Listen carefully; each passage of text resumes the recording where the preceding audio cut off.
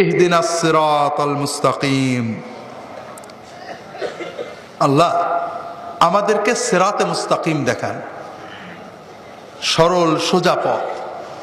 এটা হলো মানুষের জীবনের সবচেয়ে বড় চাওয়া, সবচেয়ে বড় পাওয়া।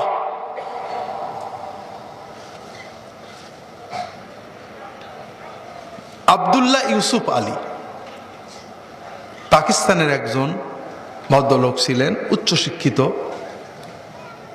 ইংরেজি ছাড়াও গ্রিক ইত্যাদি ভাষা জানতেন, আরবি জানতেন, কোরআন কারিমের ইংরেজি অনুবাদ করেন অনেক আগে, ব্রিটিশ সময়ে। তার অনুবাদ এবং টিকা খুবই উচ্চাঙ্গের। তো উনি এই সূরা ফাতিহার টিকায় লেখছেন যে চাইতে হবে আল্লাহর কাছে, কিন্তু কি চাবো, কি চাইতে হবে, কোনটা সবচেয়ে বড় চাওয়া, যেটা একটা চাইলে সব পাওয়া যায়, এইটা আল্লাহ সূরা ফাতিহায় শিখিয়ে দিয়েছেন।